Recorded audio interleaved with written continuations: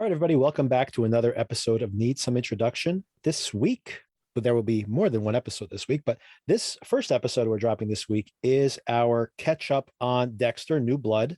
Sona's back from vacation. Woo!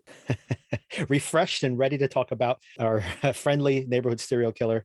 Probably more than one now, it appears to be. Make sure you subscribe to us so you know when new episodes are available. We will be having, Sona and myself, will be having a conversation about the excellent new episode of Succession. So you should expect to see that within the next couple of days. And I still have recorded all that Marvel catch-up content that I was planning to drop here sometime over the weekend. And I don't know if I'm going to put it on one of the other episodes or maybe just wait till later in the week and drop it all on its own. But I've recorded it all, and there's just too many episodes to get out, apparently, for me anyway. So that should be coming any day now, hopefully. But definitely subscribe to us so you know when all that content becomes available. And reach out to us as usual. needsomeIntroduction@gmail.com if you have any comments. And recommend us to somebody. If you have somebody who you're watching these shows with and you have conversations with them, you think they might enjoy your conversation, please recommend this to other listeners. It's how we find new listeners.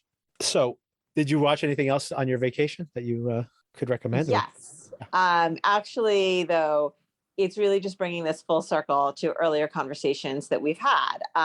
My flight out to San Diego did not have a seatback TV, which was very stressful for me as a mom. It was very stressful to not have the seatback TV because my child did not sleep for a single minute of that 6-hour flight. On the way back, I did have a seatback TV, and I watched a couple of things that we had talked about previously. One was, given I did watch it with the captioning on because, you have to be available for any whining and whatnot that's going on. But I watched Booksmart, which I enjoyed a lot. I thought that was really, really fun, really great, very sweet portrayal of their friendship. I just really all out, I enjoyed every minute of that movie. And I started watching Hacks, and I got about halfway through it. Great. Also very good. So I will definitely finish Hacks when I find the time. I had recommended both of those to you at one point. And yeah, I love Booksmart. Olivia Wilde directing for the first time. And I thought she did a great job, not only with the actresses giving great performances, obviously, but I thought these kind of dream sequence comedy routines and stuff are pretty complicated. So for her to kind of nail that first time out as a director, I thought she did a great job. I know people loved, this movie is so old now, but this is what it reminded me of when I was watching it. I know people loved Superbad. Mm-hmm. I never really loved Superbad, but I did love that. I felt like it was a better version of Superbad. I agree that it is loosely the framework of Superbad. What I liked about my favorite gag of that whole show, that whole entire movie, by the way, is I love the fact that these girls are super smart and they're going to the colleges they want to go to, and they have these overachievers. But they're like all our losers in our school who are always partying, getting high and having sex, partying too much and not taking school seriously. We're going to make it. And they're all a bunch of losers. And actually all those kids are total overachievers. They're all going to the schools of their dreams. And they're like, oh my God, we gave up our social lives for this. And I love that gag. It's just great. It is hysterical. And I will say that, on some level, I related to these girls, right? But then that part, I was like, no, that part did not that didn't happen in our school. That's for sure. But they are, of course, going to an elite school. So yeah, a lot of fun. And yeah, same thing with Hacks. For me, people were raving about Hacks. For me, I think it's the 4th episode. And if you haven't gotten there, I'm not even going to give plot details. I think that's the last one I watched, the one where she finds out about what the daughter has been doing, and she tells Jean Smart about it. That one? I think it's that one. Yeah. And, are we spoiling? Does it matter? That's not the type of show I think you can spoil, to be honest. So, so when Ava finds out that the daughter's been selling unflattering pictures. Yes. Is that the episode you're thinking of? And maybe that's the one where it just was something about the way the episode kind of ended. It just kind of faded out. It didn't really end on a high comedic note or anything, but it's kind of like these women just kind of coming to an understanding with each other. And I thought it was perfect. I'm like, wow, this is so great. The show has really just, taken us on this journey. And I feel like the rest of the show, and you'll see the rest of it, is I definitely recommend it because the performances are great, if nothing else.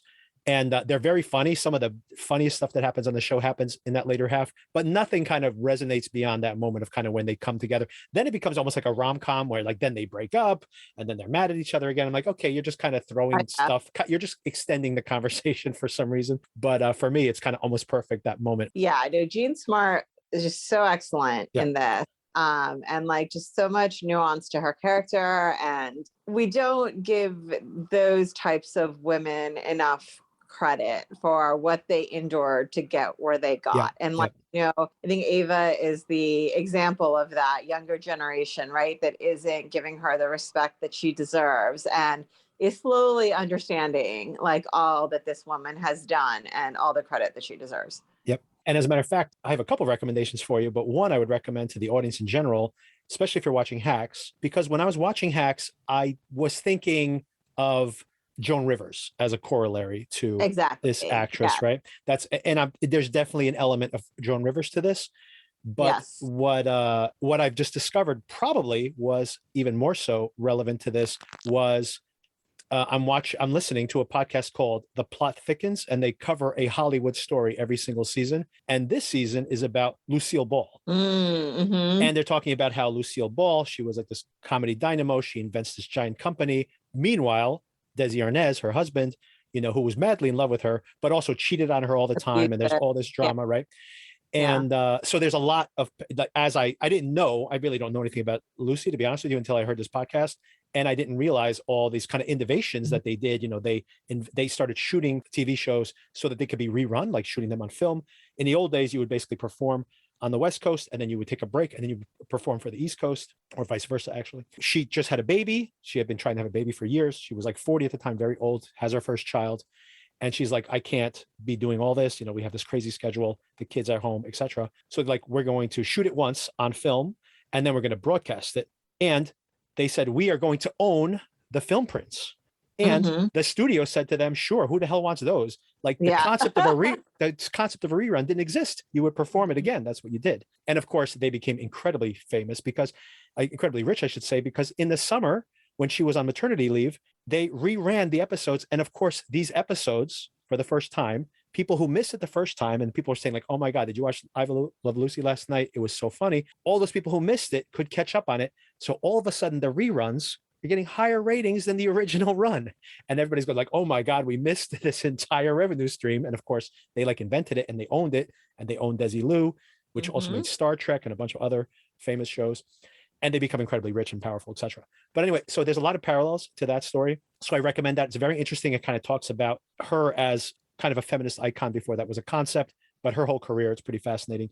And as a matter of fact, there's a movie coming out in 2 weeks with Aaron Sorkin, which is it's the same thing. It's about I Love Lucy. It's about this period of time. So if you're planning to see that movie, my recommendation is check out The Plot Thickens this season, which just started about 3-4 weeks ago. It's about I Love Lucy. It's basically leading up to the release of that movie, which many people are probably going to go see. And it's very interesting. And it also dovetails well with Hacks. So, and I would recommend that also. I think Jean Smart is great in that. And the girl who Hannah, I forget her name, but who's a stand-up comedian who's never done any kind of acting before other than stand-up. And I don't think she's as much of a knockout as a performer as Jean Smart is, but for her to be able to hold her own, she's holding her own. Yeah, pretty impressive, right? For someone who's just right out of the just their first job, off of stand-up. So, and she's also one of the writers on the show. Very well done. Oh, and my last recommendation for you is something I just caught up on, and it does dovetail with something here because I know you're a big fan of Hannibal. I am the hugest,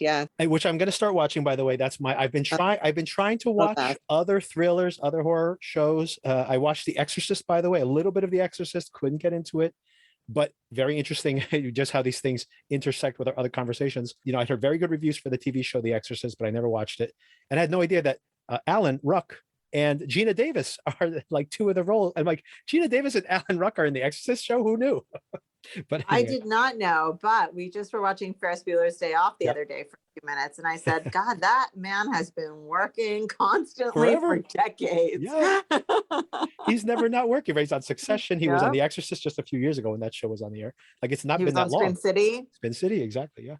Yeah, he's always working, that guy. And but that's not my recommendation, but it does dovetail with these. Speaking of Hannibal, like I said, looking for a thriller show to watch, but not a thriller. Really, really highly recommended. It does have subtitles. You have to read subtitles, everybody. Mads Mikkelsen got an Academy Award nomination last year for a Dutch movie that he made. He's Dutch. And it's called Another Round. Have you heard about this, Sona? I haven't. Oh my God. So this guy is like having a midlife crisis. Him and his friends, his bros, they go out and they drink and they eat. And his life is he's just kind of in a funk. And one guy, this is apparently a true theory. This philosopher of some kind said that the human body is like off balance if it's not a little bit drunk. Mhm. You need to be a little bit drunk to be like at the correct equilibrium. So they decide to like start a little experiment where they try to be a little bit drunk all the time. What genre is this movie? It's a drama. It's a comedy. It's mostly a drama, but it has a lot of Okay, comedy in it. very interesting. And yeah, so they basically start to like hide booze inside the school, and they buy blood alcohol content monitors so they can kind of see where they're at, right? And Mhm. and their life starts to improve drastically, right? So then they start pushing it a little bit more, pushing it a little bit more. So it's a great movie. The performances are great. It's sad at times, and he's great in it. The last couple of scenes of the movie, you really see where he got his Academy Award, is kind of these exuberant moments towards the end of the film where you really see him cut loose, and you're just really exciting to see him like kind of perform that way. It's called Another Round. I watched it on Canopy. I think it's available on Hulu also. So yeah, definitely check it out. Great performance by him. And it's very funny. It's very true to life and a little sad, just like all our lives are kind of when you get to the middle of your life. But yeah, it's excellent. And I really recommend it. If you like Mads Mikkelsen, then check that out. That sounds fascinating, by the way. But I just remembered, and this is hardly a recommendation because I am so far behind on this. But finally, for the first time in my life over this weekend, I watched Stand By Me. Oh, wow. Yeah. What'd you think? It's great, right? I really like it. Yes, it was wonderful. I think I'm the only person in the world, or at least in the US, who hasn't seen that movie, at least over a certain age. And it was just a really great movie and really, I would say, fun to see all these actors when they were younger, but like, of course, like the bittersweetness of seeing River Phoenix, you know, but it was very sad. Like the Wikipedia, I looked up the cast, right? Because certain people, I was like, oh, who is that person again? And, you know, everybody has like a current photo of them. And then River Phoenix's photo is, you know, from when he was like 20 years old. So very sad in that way. But a great movie and one that I enjoyed. And Joel has seen it many times and he enjoyed it with me as well. What a great performance, by the way, that River Phoenix gives as, you know, at such an early age. Yeah. Really amazing. He's got so much charisma for like a young actor, but you know, a kid, I mean, he's got to be like what, 12, 13 years old probably in that movie. Yeah, absolutely. But yeah, news alert, everybody. Stand By Me. Have you heard about this little movie called Stand By Me? It's pretty good. I will say I've been trying to watch this movie for a very long time, and it was not available. You know how cheap I am. It was not available for free any place until just now. It became available. I think it was like AMC On Demand or something like that. Okay. This has been a mission for at least, I would say, 18 months. I've been trying to watch Stand By Me. So and finally, success. Finally, closure.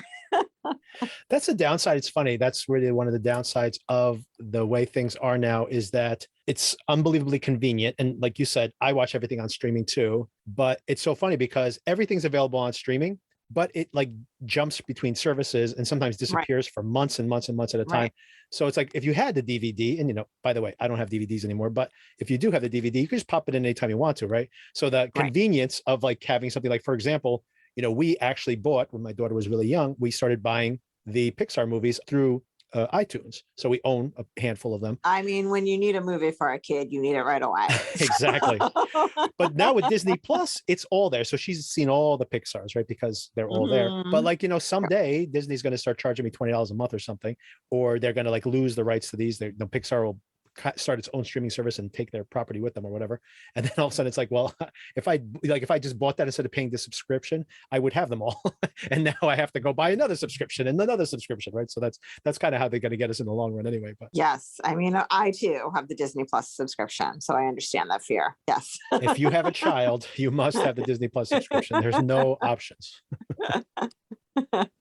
They have us by the short hairs. The number of hours of peace it has provided me are innumerable, except that it's generally in 12-minute chunks. Yes. But still, I'll take it.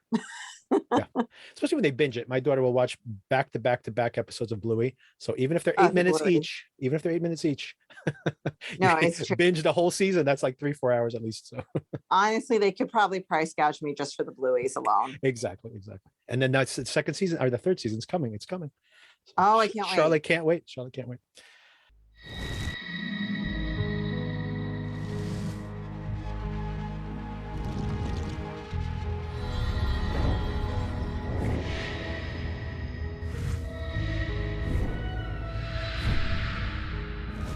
This episode, Sona, I was originally going to break down each episode. Last week's episode was called Smoke Signals. And as far as titles go, the only thing that made me think about is, I was hoping that maybe this show will be able to kind of shed some light on the issues of like indigenous life in the United States. But when they called the episode Smoke Signals, I'm like, I'm not sure this is the place to go for any kind of. And along the same lines, this episode is called H for Hero. I'm not sure why they went with this title either. This is very strange in Evil, which we were recapping this year. Yeah. They had a whole season of, Right. A is for, E is for, etc. But H is for Hero, just kind of randomly. There's nothing correlating it to other titles other than, of course, Hero is very important to this particular episode. And I was originally... starts with H? I don't know. H, yeah, for Harrison. Good point. H is for Harrison, H is for Hero. But I was going to kind of break down these two episodes and kind of go through them with you. But I realized that pretty much everything I really wanted to touch on from last week really just comes, dovetails directly into this episode. So maybe we'll just break down this one, and then where appropriate, I'll try to bring up things that open questions I had from last week as well. Sounds good. All right. So we start things off, and our favorite character on the show, Deb, is there. Okay, I will say, as annoying as I found Deb in the initial run, I don't think they were trying to make Deb annoying in the initial run. I think I just found her annoying. Here, I do think they are making a concerted effort to make her annoying.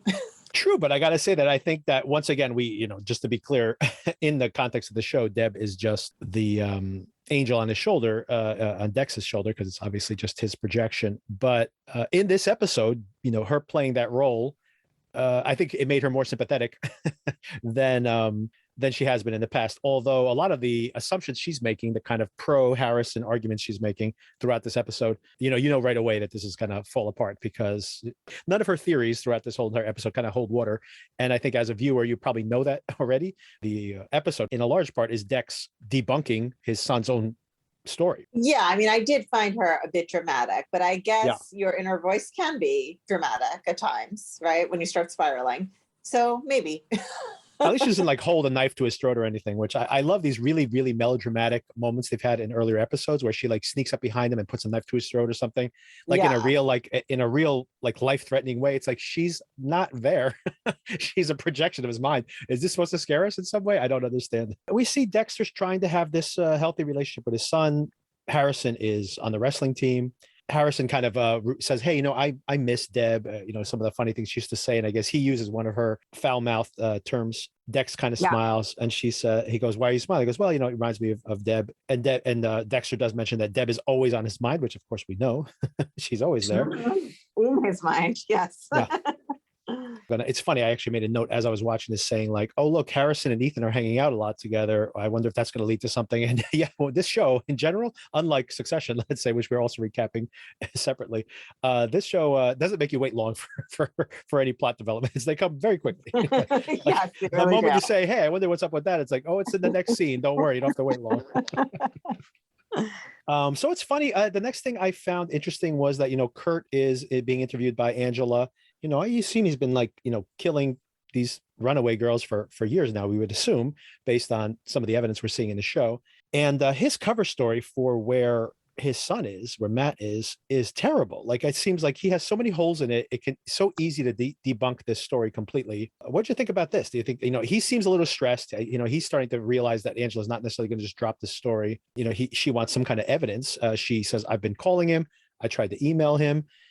And she goes, please have him FaceTime me or call me at your earliest convenience. And all of this seems to be very problematic, right? So how is Kurt going to keep this going when there's like absolutely no proof, obviously, that his son is still alive? I mean, I honestly thought it was a good cover to say like, oh, he's dealing with an addiction problem. He's on a bender.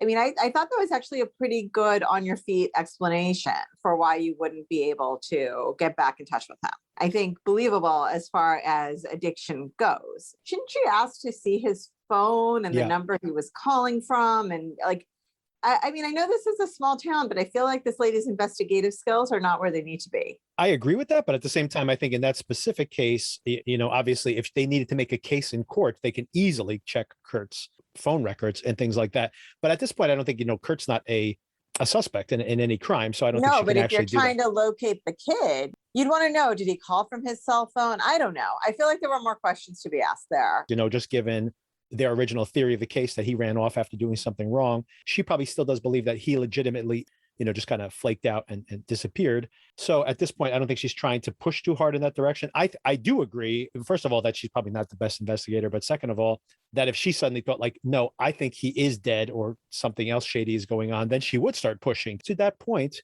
she does start to wonder if this story holds up, because when the dad said that he's been in New York, she said, have you checked his credit cards?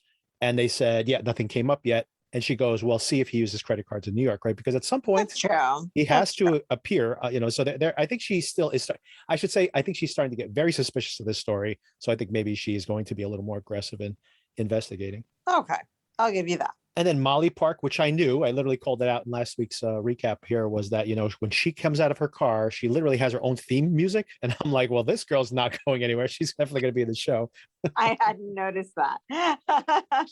It's not even theme music. She comes out, it's like a Western or something. They like pan up from her boots and you hear like a guitar or strum or something. And I'm like, what is this? Who is this person? Anyway, they make a big deal of her, obviously. And what a surprise. Podcasters save the world. This, just like Only Murders in the Building, it turns out that the podcasters are much better investigators than the cops. Yes.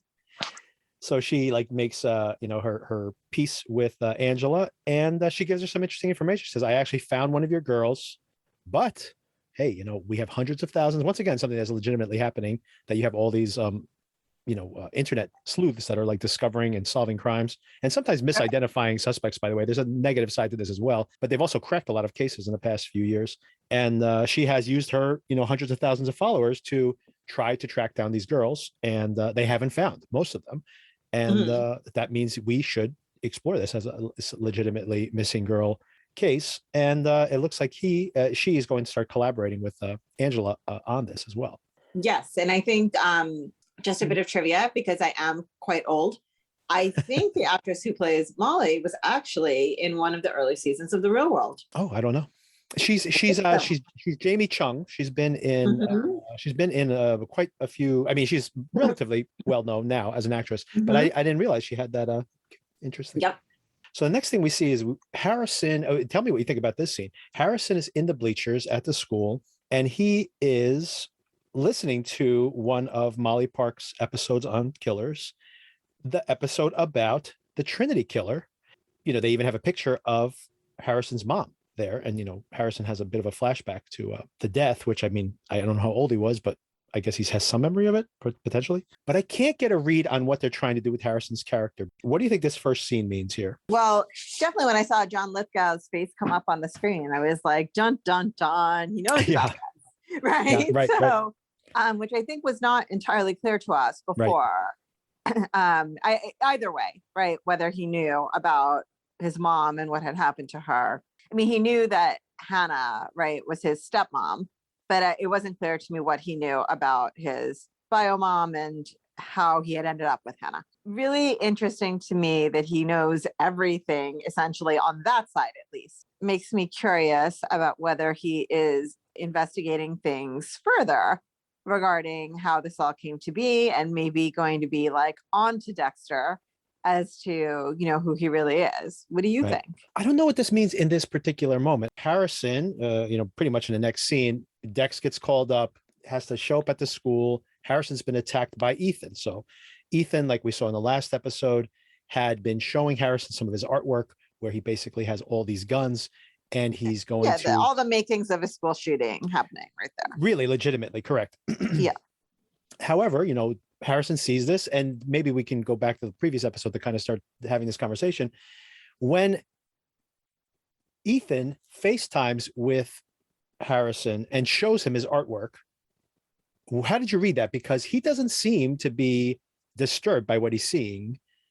So do you think he's hatching a plot there to make himself into a hero? Like, is this, or is he a true vigilante? This is what I can't get a read on Harrison right now.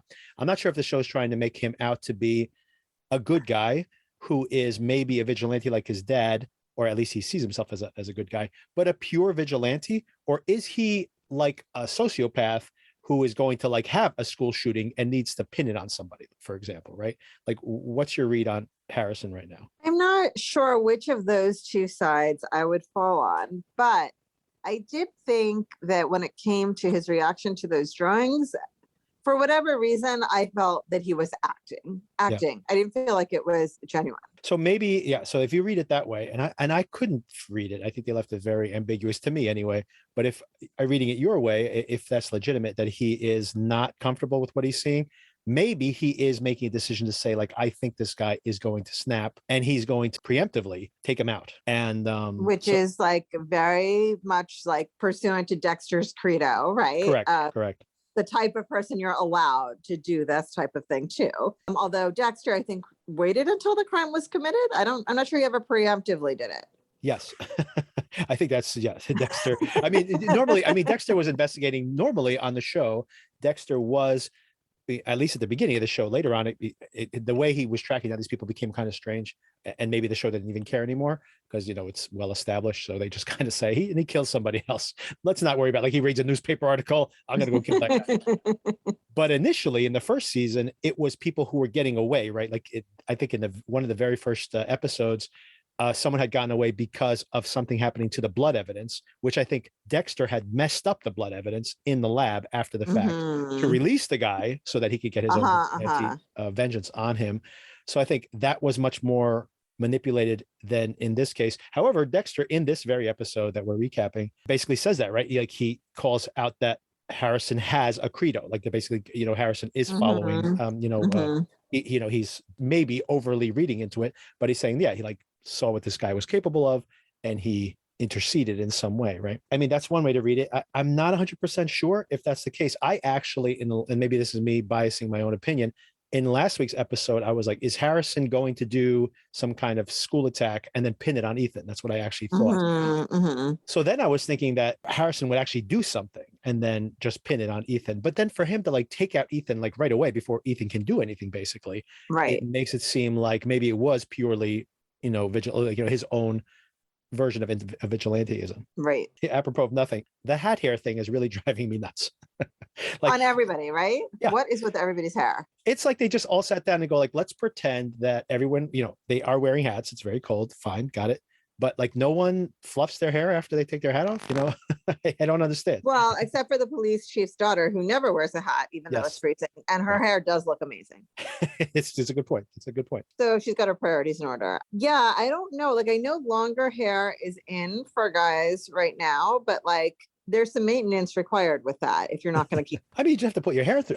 I wear hats. You just have to like kind of run your fingers through your hair after you take them off. It's not that complicated. I'm not a guy, so I don't know. I can't speak to that, but but I will say that they have managed to make everyone look very unattractive. Yeah, like it's such why I bring it up. It's so irritating. It's like it's such an affectation. It's like the hairstylist on the set is like, this is what hat hair looks like. Everybody must have hat hair in every scene. And then someone just let them run roughshod over the entire cast. They're like, all right, I guess we all have to sleep in hats and then show up on the set the next day with our head flattened out. The other thing I found interesting in here is that throughout the episode, we have the Deb character, the Deb persona, which is once again just some part of Dex, is incredibly naive in always taking this very naive view of like what is happening with Harrison.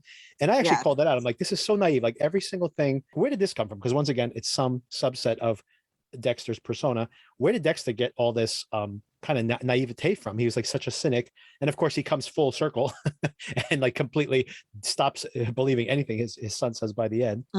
But it just seemed very strange that he had this like weird duality, which once again, luckily, this is something that's only here for one episode because they've, dispensed with it by the end of the episode. I don't know. I guess, she's remembering that child that, he adored her and she adored him and he was innocent and good. And she can't bring herself to accept the idea that maybe he is deviant in that way. Yeah. Whatever this side of Deb that's in here is probably also reflecting his own insecurities, right? About him like not being a good dad, not giving him enough, considering he's a sociopath. So he probably should be a little wary of how emotionally unavailable he is. But maybe that's what's kind of being conveyed here. This is kind of neither here nor there on this topic, but when we saw Harrison looking at that article about John Lithgow, I mean, I did feel for him. Yeah. Like it was like, I felt a very poignant scene of him reflecting on what he had been through as a child and how he lost his mother. I mean, that also could screw you up, right? Oh yeah. Beyond genetics. Yeah, absolutely. Beyond your genetics. But that's what's confusing me in the show. I'm not sure what they're wanting us to feel from Harrison, because, for example, we see Harrison show up at the hospital to check in on Ethan. He's like apologizing, like, I'm sorry that this happened to your son. And then, it really feels like it really seems like he wants to go and kind of apologize to him or something. Oh, but maybe he's just checking to see, like, is he going to pull through at all? Mm-hmm. And then when the dad was like, don't ever come visit my son again, his like face like hardened, his little bit of his sociopath face showing through. So once again, I don't know how to read a lot of these scenes. Same thing with, like you just mentioned, when you see him looking at the image from that podcast, that, yeah, he's like, of course he's remembering his mom and, and what happened to her, and he's like hearing these grisly details. And of course, that'd be very upsetting. But then, of course, like in the timeline of the show, minutes later, he like attacks Ethan, right? So it's like a very strange course of events there. And I'm not sure if the show really, I don't know if the show is just trying to put these disparate moments together just so that we don't know how to read him. Be on your toes. Yeah. Yeah. Mm-hmm. And then we see Dex perfectly lays out the actual attack by recreating it with Deb. I'm not sure how he can see where the blood spatter goes, even though, I mean, it's very silly. The whole thing is very silly, but does the physics in his brain and is able to, recreate his version of the events, which seem to be the correct ones. And then Kurt visits Dex and he brings Harrison a drone to say, well, thank you for rescuing all the kids. This is all very strange because the drone has been a bit of a theme on the show. It has. And so I wonder how that's going to play out later. And the other thing I think is starting to develop here is Kurt says some things. He's on a fishing expedition with Dex, as Dex even says. I mean, why is Kurt asking all these questions of Dexter? Does he suspect Dexter for some reason? That's what was it I found interesting about the whole situation with the drones in general is like, does he have some footage or something of Dexter somewhere? And that's why he might be circling up to Dexter. The other thing I think is interesting is he's, when Kurt is talking about his son, and we even see Kurt at one point is looking at pictures of his son when he was younger. Mm-hmm. So he doesn't seem to be totally careless when it comes to his actual son. But what I wonder is being set up here. Harrison at one point is saying, I'm not a hero. Ethan wasn't all bad. He was bullied. He was a victim in his own way. And he goes, I guess we all have a bad side and a good side, like a hero side and a bad side. And it's all a matter of like which side wins out. And while he's saying this, we're cutting between Kurt and, trying to help that runaway girl out, which of course she ends up being in that cabin, which means that she's probably going to be the next victim. But initially he looks like he's trying to help her out. We see Dexter as well doing his investigation, and then we're cutting to Harrison.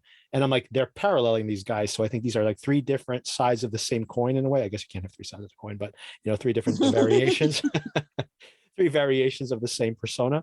So I think that's being set up. And this might be a spoiler, everybody, because here's my theory of the case. I think that the finale of the show, and we're almost halfway through the season, Kurt is going to find out that Dexter is the culprit and Harrison's going to be put in harm's way, because Kurt is going to say like an eye for an eye, a son for a son, basically. I think that's what they're starting to we're trying to set up here. Definitely a father-son thing happening here. Oh yeah, sure. Absolutely. And of course, Harrison is not going to be like these runaway girls, by the way. He's apparently a survivor and maybe the biggest monster of all. So I guess it remains to be seen how that's all going to play out. But I do think that that's what they're starting to set up here. I mean, I definitely think there is a father-son thing going on. It's reminding me actually of this show that I don't know who else watched it except me. That was on Showtime. I think it was called Your Honor. Bryan Cranston. Yeah, which very much had like, it was really just all about like father-son relationships and avenging things on behalf of your family and like that kind of idea. I did enjoy that show, if anyone cares. But there's a second season coming, right? I think is that right? I think so. Yeah, I think I heard it. I didn't know just that. Heard recently. Yeah, I definitely really liked it. I haven't seen it, but I actually heard mostly good reviews for that, so I'm curious. Okay. I'm surprised. I must have read just a couple of bad ones. But yeah, maybe I'll try that out. I've been curious to hear it. So I've been waiting for somebody to recommend it to me. So I guess that's a good one. Yeah, I liked it. It's also set in New Orleans, and it has like that just like it conveys a sense of place very well. Like it's very much like feels like New Orleans. I thought he was really good in it. Not obviously, I guess, but I do enjoy watching legal thriller type things. Certainly you definitely have to suspend your disbelief at times. So just go into it knowing that. Well, that's usually the case, right? I mean, there are definitely some plot holes. So, people have different tolerance for that kind of stuff. Like I am one to be like, I'll just go with it if I'm enjoying it. But some people, get very hung up on the plot holes, and there are some big ones here. So okay, nothing totally airtight like Dexter. So then in the next scene, it looks like after that scene between Kurt and Dex, Molly kind of formalizes this relationship with Angela. They kind of have a cocktail together, actually a few cocktails together, I guess that's implied there. And we find out a little bit about Angela's backstory. Like I've been very curious, like who is this Iris person? And, could this daughter be potentially an unwanted pregnancy or something? It seems like probably the math doesn't work, right? Because Iris turns out was her high school friend who disappeared at some point. And that she's basically been collecting all of these missing girls ever since then. So that she has this board full of her carry board. Her carry board, exactly. Yeah, call out to Homeland. But she has if all these girls have disappeared over the decades, probably seems like Audrey probably wouldn't make sense to be Iris's child. Well, if they were high school friends, why couldn't Audrey be? Yeah, they would basically just double her age. So she probably is in her 30s, right? I just for some reason think because Dexter is probably Michael C. Hall's probably in his 50s at this point, right? That would be dating someone more age appropriate. But hey, that's not always the case. No, they never are. Yeah, they never are. Exactly. So I would say, yeah, she's probably late 30s, which would make it fine as a teenage pregnancy kind of thing. And she is pretty young. I mean, I remember when I saw her walking with Audrey initially, I thought they might be sisters. So, like an older sister, younger sister situation. So anyway, it is possible, that Iris might still be. But I guess why wouldn't she have just told her that? But hey, maybe it remains to be seen. I mean, that's, if Woody had just gone to the police, like right. So many plots are dependent on why didn't you just say it? So and that I could have sworn that Audrey said that at one point she thought Iris was her mom, but that turned out not to be the case. She didn't explain how she knew, but I could have sworn she actually explicitly said that, unless I imagined it. I did not hear that, but it certainly doesn't mean it didn't happen with my poor listening comprehension skills. And my husband piping up at inopportune times with questions about the show that I'm watching. Are you guys watching together now? He did want to watch Dexter, right? Is he enjoying it? His definition of watching is, taking a plot point and discussing it for the next 5 minutes. So like, there's only so much rewinding a person can do. You should just capture that commentary for the podcast. We'll just drop it in here. Just have the recorder going the whole time, your audio recorder. I mean, I do have the captioning on, so I try and read while the ranting is going on. Did he have any rants this specific week? Anything that he was hung up on? I know there was something going on while they were discussing how Audrey's mom had abandoned her and her dad had died. And whatever happened immediately before that, he was off on some tangent about it. I can't remember what it was. So then we've seen multiple times in this episode, Kurt has been trying to, first of all, we see this girl with like blue highlights in her hair. Her turns out her name is Chloe. We see Dexter notices Kurt paying attention to this girl and kind of has a little on his face, a little question mark. And then later on, we see that woman who works at his diner actually interrupts him as he's like having some reminiscence of his son and says, "Oh, that girl's here again," and goes and talks to her. And she goes, "Hey, I need more bus fare." And he says, "Well, I can't give you money, but I can work here and then earn the money." And she goes, "That's not enough." She basically just wants a handout of some kind. Right. Although he seems to be trying to do the right thing. He's saying all the right things. And then, of course, what we know what's going to happen. And, towards the end, it turns out like, he's basically saying, "Well, I do have a place you can stay if you'd like." And I'm sure this is the same offer he's made to other runaway girls. Mm-hmm. And that's where they end up. By the way, speaking of runaway, I don't know if you noticed, but when he was preparing to kill that girl in the last episode, whose name I still don't know. She was just like the sacrificial name of the show, unfortunately. Yes, really. But when he killed her, like to kind of cover his tracks, I guess he killed her sooner than he would have liked to. but he just basically releases her and then kills her right away. And then we see him embalming her. He's playing like all these oldies on the radio, but the one he starts playing first is Runaway, the song Runaway. Yep. So I wondered if that is something that is significant here, right? That this somehow is recreating something with these girls. He obviously is prepping them in some way, right? He's like fixing their bodies and embalming them. And he has all these pajamas and things. Maybe he lost a child or a sister earlier in his life and he's recreating this somehow. I'm just trying to guess what this might be leading to. I've been reading too many horror novels or something. No, I'm following you. I just don't have any answers for you, obviously, but I follow what you're saying. I mean, they're hinting at something here, so I'm just trying, they're obviously just putting little clues here, but I mean, I do feel like, I was literally thinking, like last week I was speculating, I'm like, is there just like a room somewhere full of these embalmed girls, like wearing pajamas, like having a slumber party? I wouldn't be surprised. I mean, also, just a tangent now, but the music in this episode was like, I mean, I know upstate New York is not so like super, super current, but it was like the whole town was stuck in the 70s and 80s, the music in this episode. But oh yeah, I think I mentioned it in a previous episode where they were like playing Beck and then playing Dinosaur Jr. And I'm like, is this 1988? Like what is the time frame for this? And I do apologize if I'm collapsing the two episodes because I watched last week's on Saturday and then I watched this week's yesterday. So it is possible to put together as well.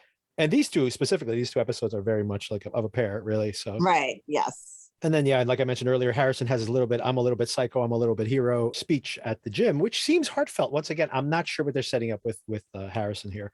He does seem to be having a very heartfelt empathy for Ethan. If I want to read this as generously as possible, I think Harrison is legitimately a vigilante who thinks he's doing good. And that he's like doing a calculation in his mind, saying Ethan's dangerous. I got to get him off the board. But I don't really want bad things to happen to Ethan, right? He does legitimately empathize with Ethan. My cynical interpretation of all this is that this is all a setup. Like I see in the coming attractions, there's like he's having a big party and everybody's like, he's a big hero. Everybody loves him at school.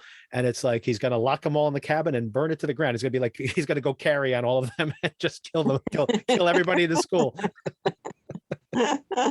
I guess that remains to be seen. Yeah. Yeah, and then we have while he's doing this speech, actually intercutting with this, we actually see Dexter's tearing up his room and finally finds the straight razor, which not only is the weapon that he used on Ethan, on his you basically cut his thigh to bleed him out, that also it is the weapon of choice for Trinity, right? And now, of course, this makes Dexter worry that is Harrison really the son of Trinity in some way, right? So I think in some ways quite predictable, right? But not in a way that disappointed me. I did enjoy watching it, but it wasn't like there was anything about this plot that made me like gasp. What do you think? Honestly, I mean, in the very first episode, I don't know if I imagined it or was legitimately there. I'm like, he's hiding a knife in his room. I was like suspicious of Harrison from the moment he showed up. But I don't mean in a negative way. I mean, I think that is the stakes, right? Dexter is afraid that he's going to repeat the patterns of his father with his son. And then right away, when we met Matt, and we heard about his father, even before we actually met his father, we just heard about this domineering father he had. I was like, oh, this is all going to be fathers and son stuff, right? Right. So none of this is weird to me at all. And I don't even mean it, like you said, I don't mean it in a bad way. I think they're developing what they're intentionally they've been setting up from day one. So all of it, it's working for me. I don't actually have any criticisms. I can joke around about how can't get a read on Harrison. And maybe a lot of that is, there's different directors working on this. There's different writers. So maybe they're trying to juggle too many things at once, but every show has to do that. All of this is working for me right now. Yeah, I'm not that committed to it, honestly. I just think it's, it's watchable. I'm definitely still hanging in there. Like you said, I'm not blown away or anything. And, if I want to compare it to, original recipe Dexter, and like if I'm going to compare this to like the last season of Dexter, it is infinitely better than that. But if I'm going to compare it to the first season of Dexter, where like every episode was just like, what's going to happen next? Oh my God, what could pop? Edge of your seat. Yes. Exactly. And like every twist and turn of like him being like at one point when you're watching the show, you're like, wait a second, is he doing this? And he's like having some kind of fugue state or something, like all that layers of stuff that was happening in that first season is obviously not here. And I wouldn't expect it to be, considering this is just really just another chapter in the same. It is totally fine. It's totally fine. I'm watching it. I am enjoying the plot, even though I do feel parts of it are predictable. What I am interested in is the idea of whether Harrison has some clue about Dexter and Yes. his past. Right. And that I think could be really riveting, watching him find out about that or finding out what he knows about that. I think that could be really interesting. Totally agree. I actually think that the version of the show that I'd like to see from this point on, if in the next 3 episodes, let's say, that storyline actually wrapped up. And then, like you said, now we just have Dexter and Harrison, and they know what's up with each other. And they have to work this out like it was purely psychological, almost like a cat and mouse where they're like living in the same house, but they have to keep appearances and they're trying to get a read on each other and they know more than they're telling about each other. And they really have to come to terms with each other. That's the version of the show I would like to see. Probably not the type of show, especially given Dexter's history, probably not the type of show they're setting us up. But that's what I would like to. I mean, I'd like to see something way more psychological. But I have a feeling that kind of what I mentioned before is going to be some kind of cliffhanger where Harrison's in danger. Dexter has to decide, is he going to reveal himself? Is he going to save Harrison? Is Harrison a good guy, a bad guy? Is he worth saving, etc.? And I think that's pretty much going to be the stakes for the rest of the show, which is fine. I'll watch that. But like I said, I kind of like them to surprise me and kind of wrap that up early and then really make it about these father and son accepting each other or not, right? And I think that would be interesting. But what do you think about, I'm sorry, I'm detouring again here. No, what's up with the extraneous millionaire that keeps showing up here and there? Good question. I was something that as I was doing this recap, I'm like, the one thing I want to talk about is that I did mention it. And when I did the solo recap last week, I did notice that he also, when he was driving, when he kind of threatens Audrey a little bit with that kind of creepy interchange they have in the street, he's also listening to some old timey music. And yes, I'm like, I wonder. The whole town is stuck in the 70s. Yeah. Well, there's 2 versions of old timey, right? Because that's the thing is that, like, they're listening to music from like the 50s. The kids are listening to music from the 80s and 90s. So that, as it's proportional to the generation. Exactly. But they did go into a time warp of some kind. But anyway, I did think that might be a clue. That's the big reveal. This all is set in the 70s. Exactly. Dexter has somehow teleported himself. This is actually a prequel to the original Miami show. And actually, yeah, I didn't even thought that would work. I tried to make that work, but it doesn't make sense because I know there's actually been watching Dexter's own father this whole time. I don't exactly. Know. Yes, exactly. We digress. Okay, the extraneous millionaire. What do you think? Yeah, that's a good point. That is the one thing that doesn't kind of fit into my theory. I assume that Kurt and that millionaire have some kind of an agreement of some kind. Right. There, and we haven't seen how they merge together yet, how they mesh. So I think there is something there. I think that is going to play into this somehow. And that's interesting. That's a good point because that definitely is going to be important later. I have a feeling that's one of those things that where they introduce early, but it really doesn't pay off until late in the game. So maybe the show is going to make some kind of like they're taking us in this direction, and maybe there is going to be some kind of pivot that we haven't seen yet. There's a piece that's missing so far in the plot. Yeah, because it's like every time you forget about him, they bring him back so that you're like, oh yeah, that guy. They might be part of like some kill club where they hunt people, right. And but then it doesn't seem to be that way because this kind of whatever's happening with these girls seems to be more personal to Kurt. Yeah, so now I don't know if that's the case or not, but I do think there's more to this, and I do think that there's some kind of something with Kurt and this other guy. And then next week we do see, I know you're not good with quick cutting, but we do see Harrison partying with a bunch of the kids. So I wonder. Oh, you know what? Because I watched this on demand, I had no scenes. Did you get really? scenes? Yeah, I had scenes at the end. Yeah, I had no scenes. It's right. It's at the very end of the credits. You have to kind of hang around there for the credits, and then they have it just like for a few. It's really short. It's only like they don't do like a full 2-minute preview. It's like a 20-second preview or something at the end. But it looks like you see Harrison partying with the kids, and that's why I was joking that like he's luring them all out to in the campgrounds again, hanging out by the campgrounds. We also see some quick cuts of the girl Chloe now in that room, and she has the camera. Once again, we see the eyepiece that says "You're already dead" around it. Hey, wait a second. Yeah. That's not the girl that just got killed? Oh yeah, no. In other words, we see in this episode that we just watched, this girl, the girl with the blue highlights, is being walked out into that campground. Yeah, and then we see that room. We see the camera with the eye that says. Sorry. I assume that that's like her POV. So we're gonna see. Gotcha. Chloe is now in the campgrounds. What I'm interested about now is joking that Harrison's going to go like burn down all the high school kids at the compound or something. But actually, wouldn't it be interesting if the kids are partying out there and stumble upon this girl And then that Mhm. story, and then the mystery starts to unravel from there.